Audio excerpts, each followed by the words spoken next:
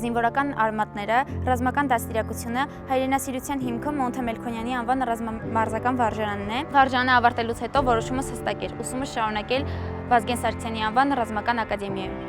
Սոնա Բոթոյան ընկերուհու Գայանե Արզիկյանի հետպաշտպանության նախարարության Վազգեն Սարգսյանի անվան ռազմական ակադեմիայի տարածքում է։ Նրանք ռազմական ուսումնական հաստատության 2026-2027 ուսումնական տարվա դիմորդներից են։ Եկել են քննություն հանձնելու ֆիզիկական պատրաստություն առարկայից։ Աղջիկներն այս տարի են ավարտել Մոնթե Մելքոնյանի անվան ռազմամարզական վարժարանը։ Այդ կրթ օջախը ինձ համար պարզապես վարժարան չէր, այն իմ մեջ ձևավորել է կամքի ուժ,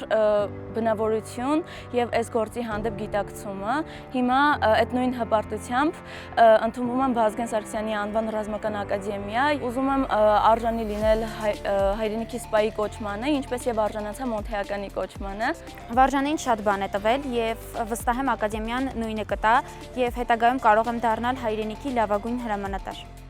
Մինչև քննության ներկայանալը բոլոր դիմորդները նախանցնում են բժշկական փորձաքննություն, ռազմաուսումնական հաստատություն ընդունվելու համար պիտանի ճանաչվելուց հետո միայն նրանք կարող են մասնակցել ակադեմիայում կազմակերպվող ընդունելության քննություններին։ Հրանգավորումից հետո մեկնարկն ազդարարվում է, արական սեռի դիմորդներից հետո հերթը աղջիկներինն է։ Նրանց մեծամասնությունը գրանցում է գերազանց արդյունք։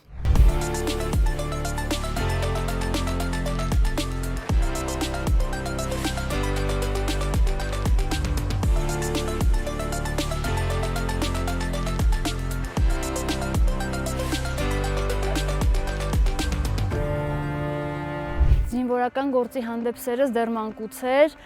որը սկզբում երազանք էր, հետո հետագայում դարձավ նպատակ։ Այսօր ֆիզկուլտուրայի քննությունը մենք արդեն հանձնել ենք ձգումների եւ 100 մետրը։ Շատ լավ արդյունքներ եմ ցուցաբերել, կարելի է ասել գերազանց։ Օքսանա Հովհաննիսյանը եւս մոնթեական է, պատմում է, որ վարժանի գրեթե բոլոր շրջանավարտներն են դիմել ընդունվելու Վազգեն Սարգսյանի անվան ռազմական ակադեմիա։ Մեկը մյուսին աջակցելով ու ոգևորելով կատարում են բոլոր վարժությունները։ Օր երկրորդ դիմորդները ներկայանում են թեստավորման նպատակն է պարզել նրանց գիտելիքների պաշարը, զարգացվածությունն ու հոգեբանական վիճակը։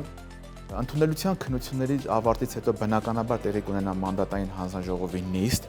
որը կնիքը կտնի այն գործընթացի եւ դիմորդը հստակ կիմանա ընդունվել է թե ոչ, որ ֆակուլտետ է ընդունվել, ինչ մասնագիտությամբ է ընդունվել, դու այն մարդիկ, ովքեր որ ընդունվել են,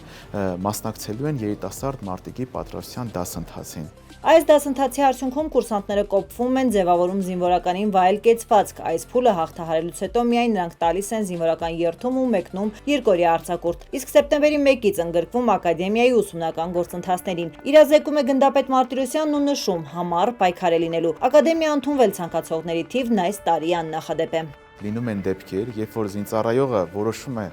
գնալ ժամկետային զինվորական ծառայության, երբ հանրապետական հավաքակայանում իմանում է ռազմական ակադեմիա ընդունվելու հնարավորությունների մասին,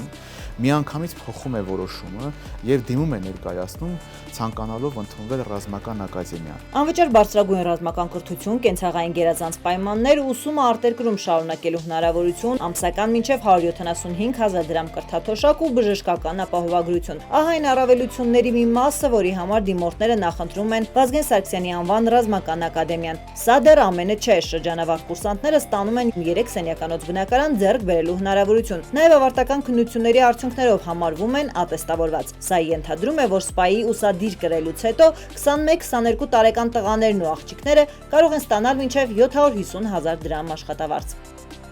Տաթևիկ Աբրահամյան, Ռազմիկ Տիգրանյան, Հայկ Չիլինգարյան, Զինուշ։